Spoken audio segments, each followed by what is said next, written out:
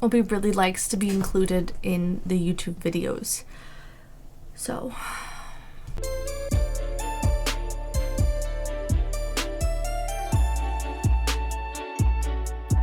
What's up guys, I'm Reagan Kathryn, and today I'm going to show you how I made my Scarlet Witch headpiece.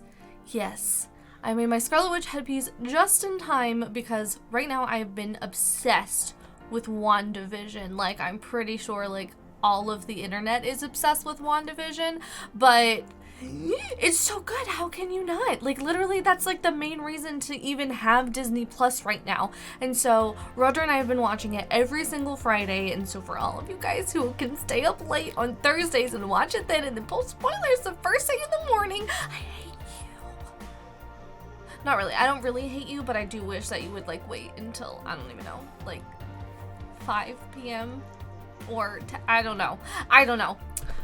But anyways, since I am so obsessed with WandaVision, I really wanted to finally go ahead and do a cosplay that I've been planning for a long time, which is obviously Scarlet Witch. Wanda is Scarlet Witch in the comic books, and so she has this really cool outfit with this like headpiece, and then also she has like this like red corset bunny suit thing with like this big cape, and it's super awesome. And I've had literally every single part except for the headpiece done for like, I don't even want to tell you guys because it's like way too long to even be considered acceptable. Do you know when you just have other cosplayers, you guys are going to feel me on this. Do you know when you have a costume that's like 99% done and you're like, this last 1%, too hard. Can't do it yet. Must procrastinate forever. That was me on the Scarlet Witch one.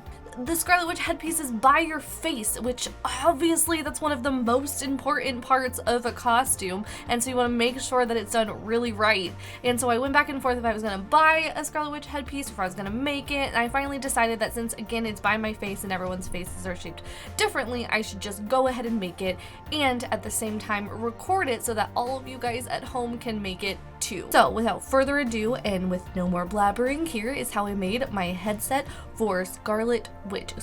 Headpiece, head thingamajig.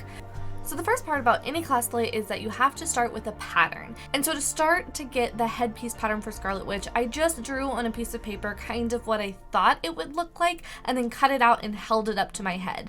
Now it is very hard to kind of see if something's going to work that direction because you never know what it's going to look like till it's fully done and attached, but I was too lazy to attach it fully, so I just held it up. After I decided that it didn't fit quite right, I would go back and redraw it onto paper and then just kind of fudge the dimensions a little bit. I think it took me about 5 or 6 times to figure out how I exactly wanted it to look.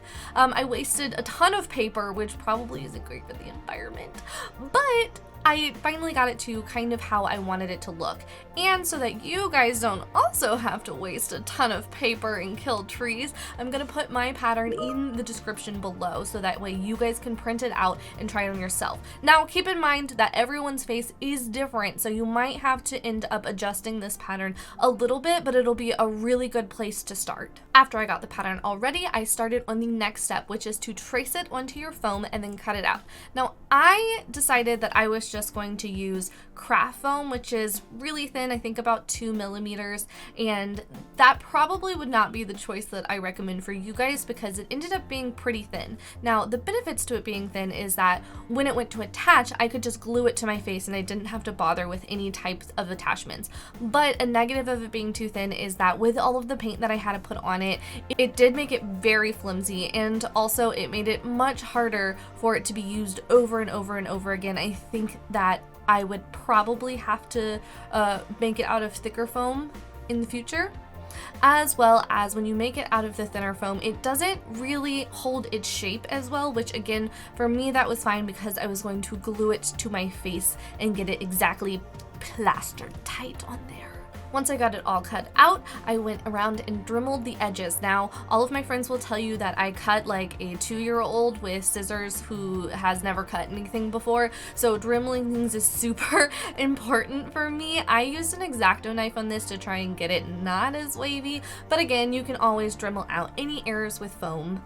And then next, I drilled 2 little holes in it that I didn't use, but You can tie elastic through them so that way the headpiece will sit underneath your wig and you don't have to bother with any glue or Pros-Aid or anything like that. After I got it all smooth and kind of exactly how I wanted it to look, now it's time to prime it. And so I did things a little bit backwards because, in case you guys haven't noticed, we moved! And that means that I was missing a lot of my tools. So what I would suggest is that right after you're done dremeling it, you heat gun it. So the heat gun will kind of sort of serve as a first draft primer, and you can also get all of the crisp lines that you want into it and it'll hold it the shape that it wants. But since I couldn't find my heat gun and I wasn't about to make a trip to Home Depot because I am lazy, I just went ahead to the next step, which is filler primer. So the first thing I did is cover it with filler primer, and I think I did about 4 coats of filler primer, so 2 on each side. You want to wait and make sure that it is really dry in between, because if not, it's never going to dry. It will just stay tacky and annoying forever. Also, one thing to note is that you do want your item to already be in the final shape as much as possible when you filler primer it, because filler primer doesn't really like to bend too much. So that's why you can see I kind of held it up on magnets so that it would be in that curved position for my head. And after I was all done with the filler primer, it was time to Plastidip. Plastidip is super important for anything foam related because foam is super porous, and if you don't and you just try and paint it, it's gonna eat all of your paint. It will just sink into the depths of the foam and you'll have to do a million coats, and it's so annoying. So Plastidip next. Again, after Plastidipping, normally I would spray paint it red, but I didn't want to go to Home Depot and I didn't have any red spray paint, so I hand painted it red. This also kind of made it a little bit heavier, but I kind of love the color that it turned out. It took me about 5 coats on the front side, and then I just did 1 really thick coat on the back side because you're never really going to see it too much. But there you go. And then after I finished painting it, I gave it a really quick spray of clear coat and it was pretty much ready to go. Now, like I said, I did things very backwards and I don't suggest doing it in this order, but since I did not have my heat gun when I went to go put it on and I finally had my heat gun, I gave it a really quick blast and then held it to my face so that I could get that final shape. And the key to heating foam is that you want to heat it up and then hold it in the position that you have and let it cool. So it will really hold while it's cooling. And then after that, all I had to do was throw some glue on it and then attach it to my face. And there you guys go, a super, super easy Scarlet Witch headpiece. Here's the final result.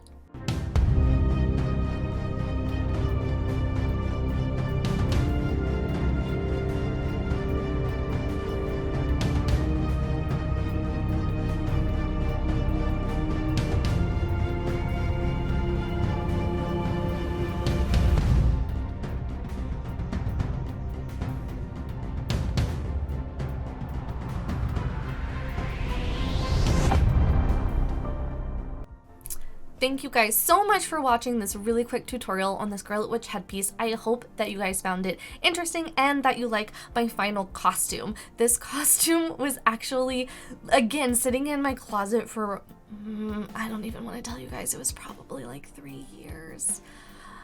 But finally it is on. And another just really quick fun fact, when I got to Lennox's house, so she helped me shoot it, I forgot my cape at home and I was like, oh no. So I just stole some velvet out of her closet and made a really quick makeshift cape, as well as I went through her entire closet and put together a Marvel Cinematic Universe version of Scarlet Witch from just the things that she had in her closet. I didn't take any video of it, but here is a photo, and I also did a really fun TikTok. Because I am weeb trash and I think TikTok transformations are so much fun. Please like it. But anyways, again, thank you guys so much for watching this. I hope you enjoyed it. Let me know what other tutorials you want me to do in the comments below. And also, if you are enjoying WandaVision, this is going to be posted the last episode day and I'm so excited. So let's talk about it together. It's gonna be so great. I love WandaVision so much. All right, talk to you guys next time. Bye.